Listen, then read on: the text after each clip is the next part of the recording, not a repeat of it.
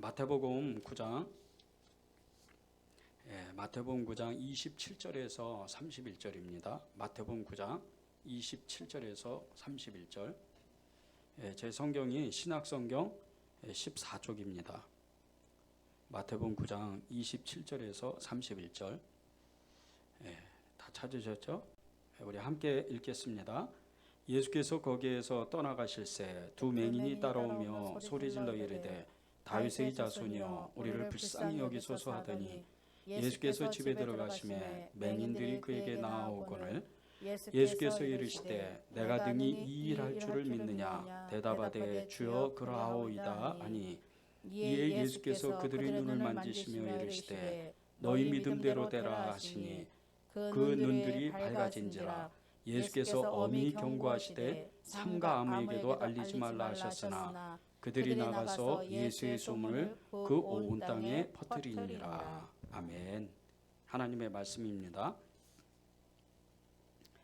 이 마태복음 9장은 정말 기적의 사람들 이야기입니다. 이 기적을 체험한 사람들, 하나님의 기적을 체험한 사람들의 이야기인데 대충 한 6가지의 이 기적이 이 마태복음 6장에 나옵니다.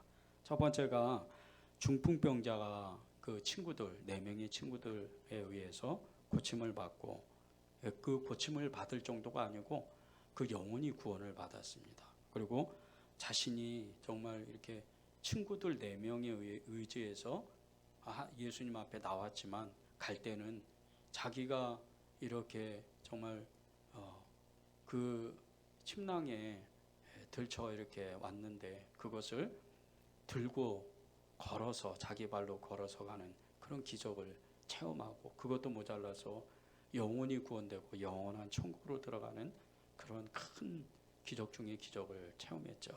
두 번째는 예수님의 12 제자 중에 한 사람인 이 마태 세리죠. 정말 말할 수 없는 욕심과 그리고 민족을 이렇게 정말 이렇게 백성들을 정말 이렇게 너무나도 괴롭혔던 이 세리 마태가 구원받는 역사. 이거는요 기적 중의 기적이에요. 이 마태가 하나님의 예수님의 그 부르심을 받고 그 자신에 있는 모든 것을 그 자리에 버려두고 예수님을 따랐다. 주님의 말씀도 있죠. 부자가 천국에 들어가기가 낙타가 바늘기 들어가는 것보다 어렵다. 이 마태는 이 낙타가 바늘길을 들어가는 그렇게 어려운 그 바늘길을 이 마태는 통과한 거예요. 이게 얼마나 기적 중의 기적이에요. 제일 놓을 수 없는 게 재산입니다. 돈이에요. 자기가 가지고 있는 것을 내놓는 사람은 주님을 위해서 내놓는 사람. 그 사람은요 하나님이 그 사람을 놓을 수가 없어요. 기적 중의 기적이죠. 그런 기적을 체험한 게 마태입니다. 이 마태의 부르심을 쉽게 생각하면 안 돼요. 우리는 흔히 베드로, 요한, 야고보 이 대단한 이 부르심에 대해서 그들이 어부다, 그들은 중소기업 사장들이다, 배를 가지고 있었으니까요. 그러면서 이 베드로, 요한, 야고보가 대단한 결단을 했다고 하는데 이 마태의 결단은 엄청난 거예요. 그거보다 수십 배는 더한 결단입니다. 왜? 그는 돈이 많은 사람이었는데 그 모든 것을 포기하고 그리고 세상 사람들 여지껏 괴롭혔던 이 유대인들의 백성들에게도 지탄을 받고 그리고 또 예수님의 제자들에게도 의심을 받는 그런 양쪽에서 공격을 받는 그런 부르심에 기꺼이 나아갔던 사람이 마태입니다. 이 마태의 부르심을 정말 우리는 배워야 돼요. 기적 중의 기적을 우리도 체험해야 돼요. 이 마태의 부르심. 세 번째는 이 야이로의 딸이죠. 관리의 이 딸이 고침을 받습니다. 거의 죽었다고 그렇게 여기는 이 12살짜리 야이로의 딸, 이 관리의 딸이 다시 회복됩니다. 그러니까 이거는 무슨 뜻이냐면요. 주님이 이 야이로의 딸을 잔다, 아이가 잔다 이렇게 사람들에게 이야기할 때 그 옆에서 비웃는 사람들이 있었어요. 그 사람들이 어떤 사람들이냐면요. 분명히 죽었던 것을 본 사람들이에요. 그러니까 이 사람들이 예수님이 싫어서 비웃는 게 아니고 이 이 사람들은 그 야이로의 이 관리의 딸이 죽었던 것을 본 거예요. 그런데 예수님은 살리시겠다는 거예요. 잔다는 거예요. 그러니 비웃지 않을 수가 없어요. 그러니 이 주님이 아이야 일어나라 달리다곰 이렇게 말씀하실 때 이것을 보는 수많은 사람들, 그러니까 이 딸이 죽었던 것을 본 수많은 사람들이 있었단 말이에요. 그 중에서도 이 딸이, 야이로의 딸이, 관리의 딸이 죽었던 것을 본 사람들의 그 마음이, 그 감격, 그리고 그 놀람, 그것이 얼마나 크겠어요. 생각해 보세요. 만약에 이제 제가 만약에 여러분 앞에서 이제 갑자기 무슨 중환병이 걸려가지고 죽었다가 그냥 몇 분도 안 돼서 다시 살아나는 거예요. 진짜 죽었는데. 그런 것을 여러분이 예배 중에 본다면 여러분은 어떻게 얘기했어요? 아마 난리 날걸요. 여러분 그 자리에서 그냥 있지를 못해요. 그냥 다 의자에서 엎어지는 거예요. 주님이 살아계시는구나, 주님이 이 자리에 계시는구나 하면서 난리가 납니다. 그러니 이 관리의 딸이 죽었다가 살아나는 이 고침을 받는 이 역사가 얼마나 기적이에요. 기적 중에 기적이죠. 또 하나의 기적은 12년 동안 혈루병을 앓았던 여인의 고침을 받은 거예요. 자신의 재산을 다 허비하고 다 이 병원비로 쓴 거죠. 이 병을 고치는 그 비용에 다 쓴 거예요. 그런데 이 12회를 12년 동안 이 병을 앓았던, 고치지 못할 이제 죽을 병에 걸렸던 이 혈루병을 앓았던 여인이 기적처럼 정말 치유를 받습니다. 그리고 2명의 맹인이 고침을 받아요. 오늘 말씀이잖아요. 이 2명의 맹인이 눈을 뜨는 거예요. 맹인이 눈을 뜬다. 이거보다 큰 기적이 어디 있어요? 그리고 맨 마지막에 말 못하는 사람이 고침을 받아요. 입이 열리는 거죠. 혀가 열리는 거예요. 그리고 말하게 되는 거예요. 이 6가지의 기적들은요, 기적 중에 기적이에요. 예수님이 아니시거나 하나님이 아니시고는 고침을 받을 수 없는 기적 중에 기적인 거예요. 그런 기적이 이 마태복음 9장에 기록되는 겁니다. 그런데 이 마태복음 9장에 이 기적을 믿는 사람들의 이야기의 중심이 뭐냐면요, 자신들의 연약함을 주님께 고백하면서 이 기적을 체험했다는 거예요. 첫 번째 보세요. 중풍병자의 이 고침. 아예 말을 하지도 못하지만 정말 그 친구들 4명이 이 침상채 들고 와가지고 이 예수님 앞에 갖다 놓을 때, 이 중풍병자를 갖다 놓을 때 이 중풍병자의 그 눈과 마음, 그리고 주님을 바라보는 그 시선은 어떻겠어요? 정말 간절함이에요. 살려달라고. 얼마나 연약한 그 신음소리, 그 연약함이겠어요. 이 중풍병자의 연약함 때문에, 이 고백 때문에 예수님에게 고침을 받은 거예요. 두 번째는 마태의 부르심. 마태가 백성들을 괴롭혔지만, 비도 부자였지만 마태가 얼마나 연약한 사람이라는 것을 금방 알 수 있는 게요, 예수님께 부름을 받고 즉시로 그가 했던 일은 자신의 집으로 예수님을 초청합니다. 정말 주님이 아니면 살 수 없다는 것을 고백하는 거예요. 그 전에 있던 일, 자신이 얼마나 지탄받고 얼마나 정말 이 모함을 받을지 멸시를 받을지 그런 거 상관없어요. 그냥 주님만 있으면 되는 거예요. 살려달라고 자신의 집으로 기쁨으로 삭개오같이 초청을 하는 거예요. 그 연약함을 응답하신 겁니다. 세 번째, 관리의 딸. 이 야이로의 딸은 말할 것도 없잖아요. 이 관리인데도 자신의 딸이 죽음 앞에서 이 관리는 자신의 그 지위를, 자신이 가지고 온 권력을 아무런 쓸모가 없는 거예요. 너무나 연약하다는 걸 아는 거죠. 그래서 주님께 애타게 주님께 요청을 하는 거예요. 내 딸을 살려달라고, 제 딸을 살려달라고. 그런데 가는데 또 무슨 일이 생겨요. 12년 동안 혈루병을 앓았던 그 여인이 고침받는 그 사건 때문에 지체하잖아요. 시간이 지체하잖아요. 한시가 급한데, 시각이 촉각을 다퉈야 되는데. 그러니 이 관리의 그 마음이, 이 야이로의 마음이 얼마나 간절하겠어요. 주님, 살려주십시오. 우리 딸을 살려주십시오. 그 간절함이, 그 연약함이 하나님의 기적을 만드는 겁니다.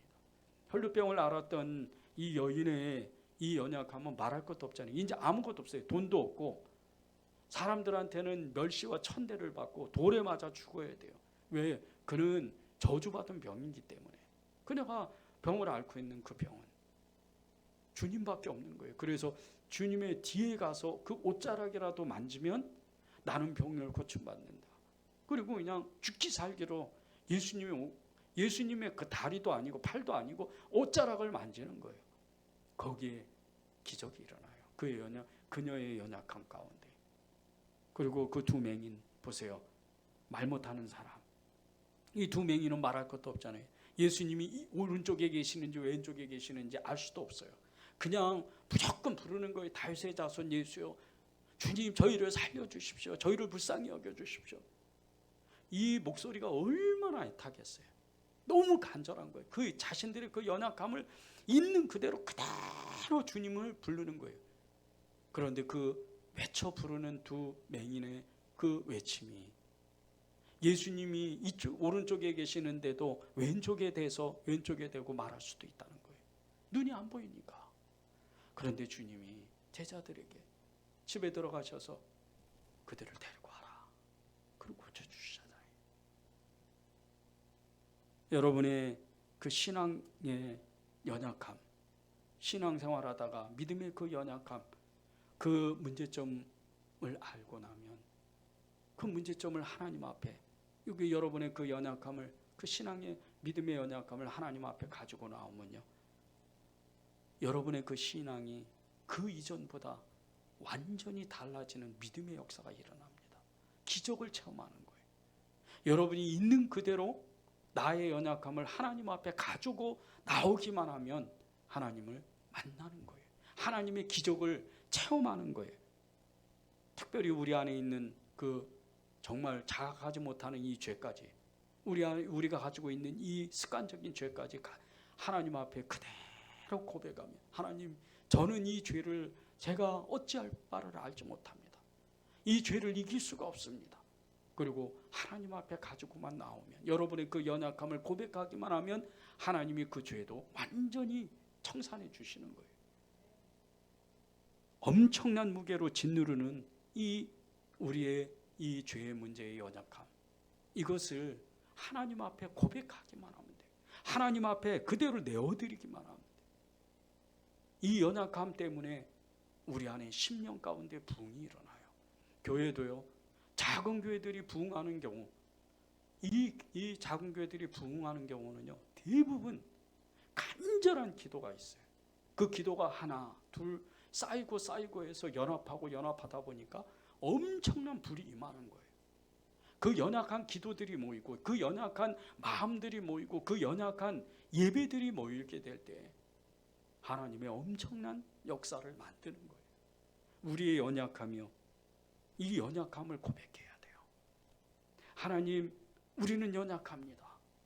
우리는 아무것도 할 수가 없습니다. 우리 힘으로는 그 어떤 것 하나, 정말 이 의자 하나 왼쪽으로 옮기고 오른쪽으로 옮기는 것조차도 우리는 할 수가 없습니다. 시간 하나, 그 분초 하나 우리가 바꿀 수가 없습니다. 하나님, 우리 인생을 우리가 어찌할지를 알 수가 없습니다. 살려주십시오. 그렇게 하나님 앞에 고백할 때 부흥은 어느 날 갑자기 우리의 연약한 가운데 갑자기 임하는 거예요. 주님은 우리가 강할 때, 우리가 힘이 있을 때, 우리가 능력이 있을 때 절대 일을 못하세요. 우리가 연약하다고 고백하고, 우리가 힘이 없다고 고백하고, 우리가 아무것도 없다고 고백하고, 그래서 하나님만 찾습니다, 예수님만 따라갑니다, 그렇게 고백할 때 하나님은 그때서야 일을 하세요. 그때서야 하나님은 역사를 하시는 거예요. 다윗이 이것을 알았어요. 그래서 자신의 연약함을 하나님께 고백하고 그는 쓰임받은 거예요. 시편 39편 4절입니다. 여호와여, 내가 나의 연약함을 알게 하소서. 다윗이 이 고백을 하나님 앞에 드림으로 인해서 그는 진짜 엄청난 역사를 체험하고, 그 뒤로 정말 하나님의 기적과 같은 일들을 체험하잖아요. 나중에는 이스라엘의 왕이 되잖아요. 이 다윗의 고백 때문에. 성경에 자신의 연약함 때문에 하나님의 기적을 체험하고 하나님께 엄청나게 쓰임 받는 사람들이 부지기수로 나옵니다.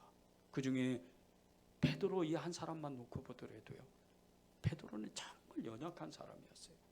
성질이 급했죠. 다른 사람과 지기 싫어했고 욕심이 많았던 사람이에요. 세베대의 두 아들 이야기 알죠? 요한과 야고보. 그 요한의 어머니, 이 야고보의 어머니가 예수님을 어느 날 찾아왔어요. 찾아와서 예수님, 주님, 우리 두 아들 이 요한과 야고보를 주님의 나라에서, 주님의 보좌에서 오른편과 왼편에 앉게 해주십시오. 권력을 달라고 요구한 거죠. 그 얘기를 듣고 베드로가 옆에서 정말 성질이 났어요. 내가 일을 제일 많이 하고 내가 하나님의 사랑을, 주님의 사랑을 제일 많이 받는데, 아니 이 나이도 어린 이 요한과 야고보가 나보다 더 주님께 쓰임 받는단 말이야? 나보다 좋은 자리를 앉는단 말이야? 그런 시기심이 대단했었어요. 그는 욕심이 많은 사람, 성질도 급해서 웬만한 이런 일들을 참아내지를 못해요. 그래서 오직했으면 주님께 막 대들잖아요. 아, 주님 그거 안 됩니다. 그러다가 또 엄청나게 혼나잖아요. 이 베드로의 삶을 보세요. 그의 연약함에 아예 그냥 그 연약한 삶에 그대로 얼마나 연약한지 그 삶의 투영이 됩니다. 베드로가 갈릴리 바닷가에서 물고기를 잡다가 어부였잖아요. 예수님의 부르심을 받아요. 그리고 모든 것을 버려두고 주님의 부르심을 따라갔는데 3년 동안 주님을 따라다니면서 기적과 이적과 표적을 다 체험해요. 그러는 동안 주님의 칭찬을 받기도 하고 어떤 때는 책망을 받기도 하고, 그렇게 연약했던 베드로가 가장 연약한 그 순간이 옵니다. 마태복음 26장에 그 연약한 그 사건이, 연약했던 사건이 나오는데 74절에 보면요, 그토록 자신이 사랑했던 예수님을 보고 저주하고 욕하면서 예수님을 부인해요. 3번 예수님을, 이 군인들에게 잡혀서 이 끌려가는 예수님을 이 멀찌감치 쳐다보면서 3번씩이나 다른 사람들이 너도 예수님의 도당이다.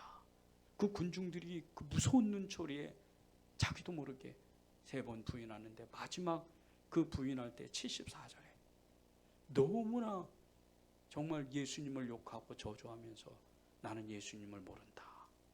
나는 주님 그 사람을 모른다. 예수를 모른다. 부인하는 거예요. 얼마나 그가 무서웠으며, 얼마나 그가 믿음이 없고 연약했으며. 그때 75절에 보면요, 이 베드로의 마음이 그대로 전달됩니다. 이에 베드로가 예수의 말씀에 다 꿇기 전에 내가 3번 나를 부인하리라 하심이 생각나서 밖에 나가서 심히 통곡하니라. 얼마나 많이 울었겠어요. 내가 주님을 부인했구나. 내가 그렇게 주님을 사랑한다 그랬는데, 내가 누구보다도 그 11명의 제자들보다, 10제자들보다 나는 주님을 사랑한다고 고백했는데, 아니 120문보다 500문도보다 그 수많은 사람들보다 나는 예수님을 사랑한다고 고백했는데 나는 결국 예수님을 저주하는 사람이 됐구나. 내 믿음이 아무것도 아니었구나. 그의 연약함을 그대로 드러내는 말씀이에요.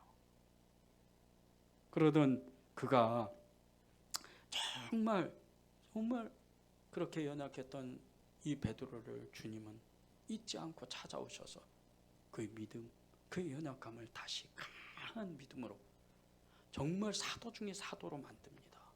그것이 요한복음 21장에 나와요.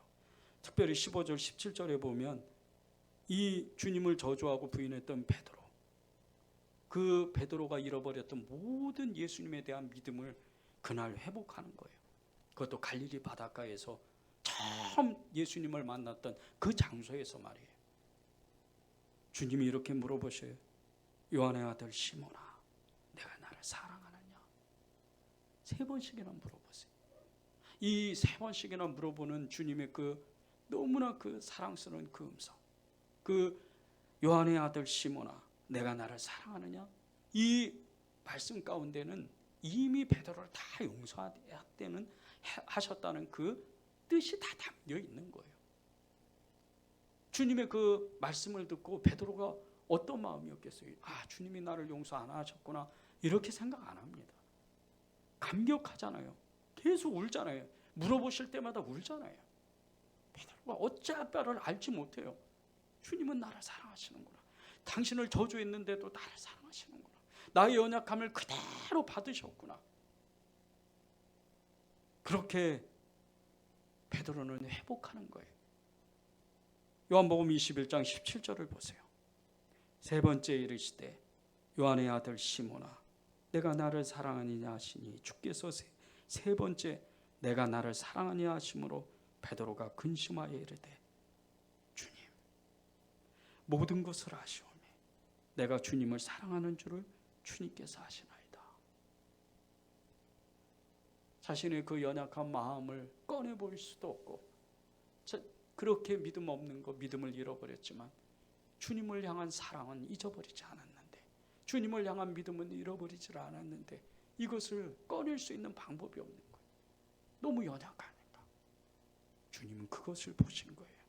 그리고 그를 회복하셔요. 그리고 그는 어떻게 돼요? 대사도가 돼요. 사도 중에 사도가 됩니다. 그렇게 연약했던 이 베드로가 무수한 이 제사장의 채찍과 그리고 그들의 모욕과 그들의 그 무서운 눈초리 가운데에도 끄떡도 안 해요. 그리고 우리가 만난 예수 그리스도를 전하지 않으면 견딜 수 없다고 고백해요. 여러분의 연약함, 여러분의 그 믿음 없는 거, 때때로 그 믿음을 자꾸 잃어버리고 낙심하고 좌절하는 거, 그것에 눌리면 안 됩니다. 하나님의 말씀은요, 엄히하셔요. 우리는 물론 죄는 고백해야 돼요. 그러나 하나님이 그 죄 가운데에서 우리를 죽이려고 누르려고 하시는 게 아니에요. 버리려고 하시는 게 아니에요. 그 죄를 회복하게 될 때 하나님은 우리에게 당신의 모든 것을 주셔요. 당신의 생명을 주시고 당신의 능력을 주시고 당신의 믿음을 주시는 거예요. 그래서 우리가 죄를 회개하는 거예요. 우리 연약함을 회개하는 거예요. 여러분을 그렇게 하나님은 사랑하셨어요. 여러분을 그렇게 부르신 거예요. 베드로가 그것을 안 거예요. 믿음을 회복하게 될 때 정말 베드로는 담대한 사람이 돼요. 저와 여러분도 그런 사람이 돼야 돼요. 저와 여러분도 이 베드로와 같이 우리의 연약함을 주님 앞에 고백하고 주님을 믿는다고 간절히 하나님을 찾아야 돼요. 그 작은 믿음이 기적을 만드는 겁니다. 오늘 말씀에 나오잖아요. 마태복음 9장 28절 29절입니다. 예수께서 집에 들어가시매 맹인들이 그에게 나오거늘 예수께서 이르시되 내가 능히 이 일 할 줄을 믿느냐? 대답하되 주여 그러하오니이다 하니, 이에 예수께서 그들의 눈을 만지시며 이르시되 너희 믿음대로 되라. 주님이 그 연약한 맹인들에게 내가 이 일을 할 줄을, 너의 눈들을 다 열게 할 줄을 너희들은 진짜 믿느냐? 믿어지지 않지만 이 맹인들은 고백합니다. 주님은 하실 겁니다.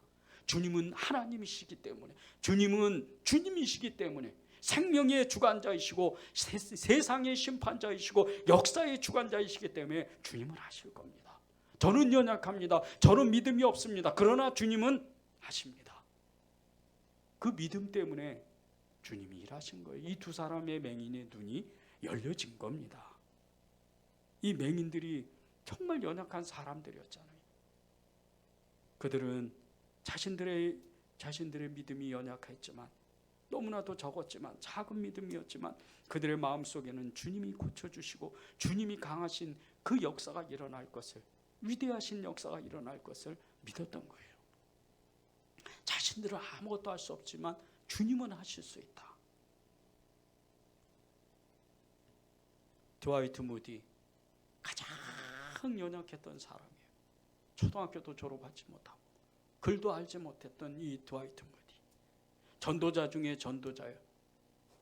정말 성령의 강력한 역사를 일으키고 부흥을 일으켰던 이 드와이트 무디, 이 한 사람으로 인해서 수백만 명이 하나님 앞에 돌아와요.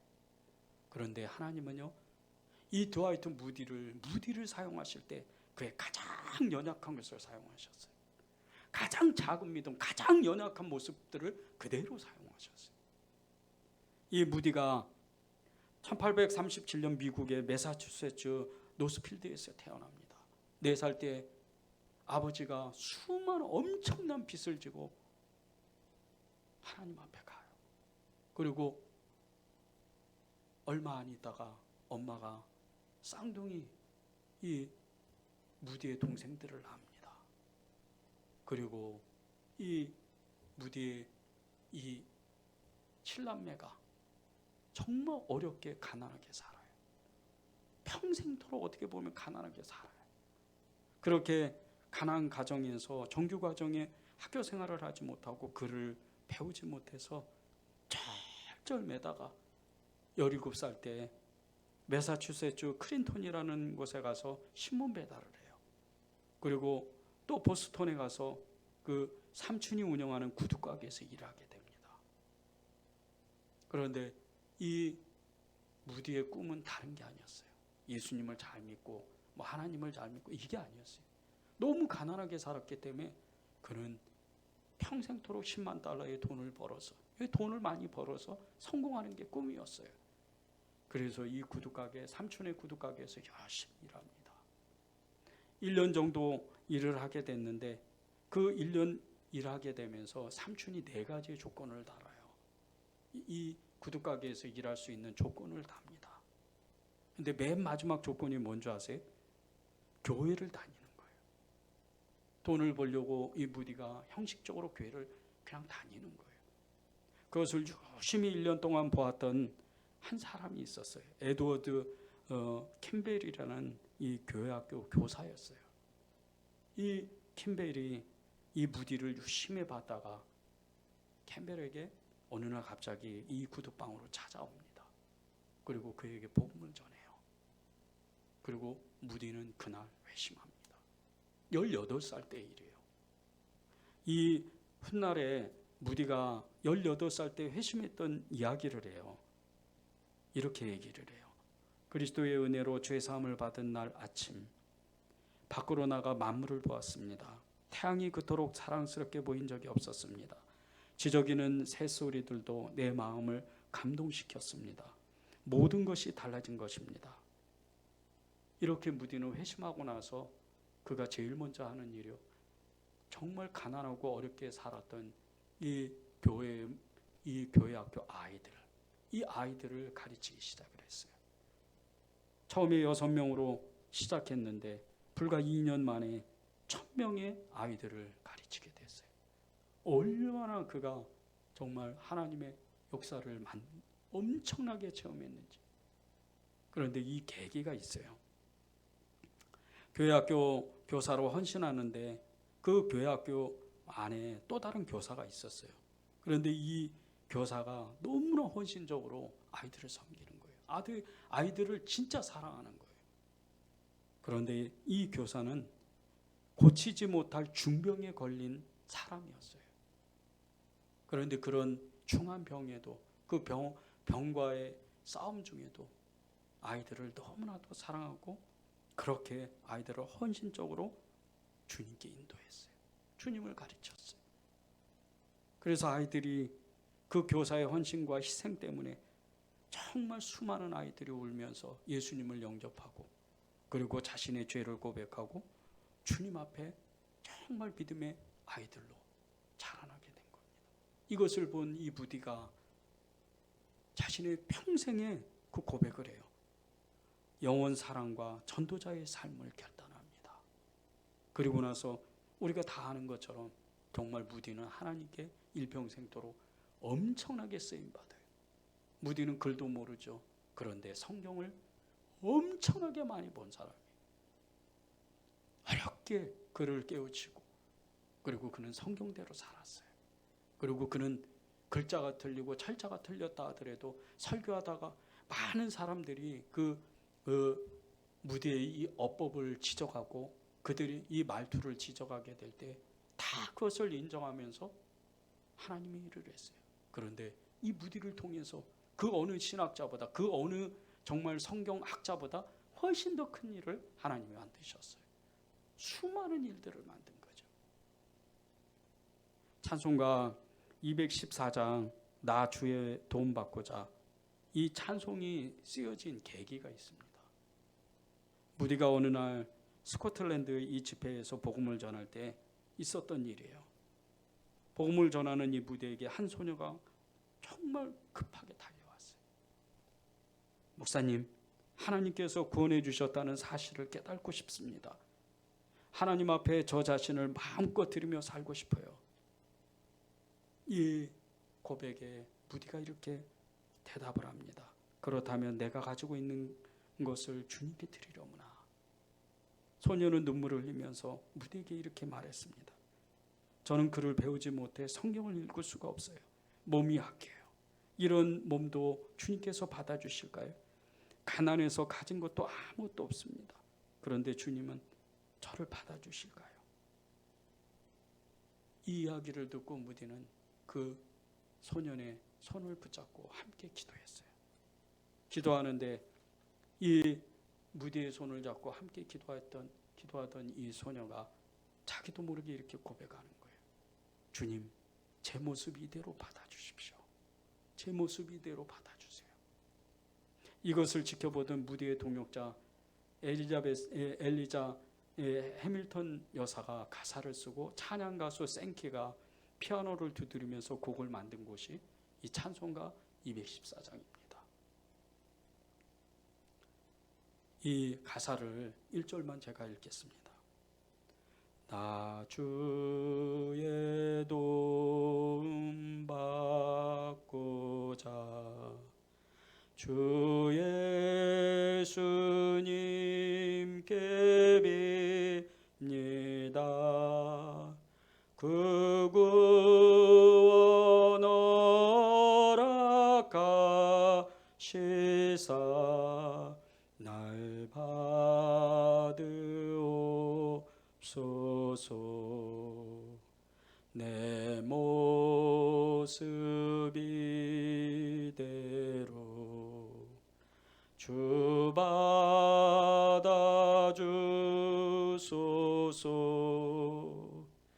날 위해 돌아가신 주 날 받아주소서.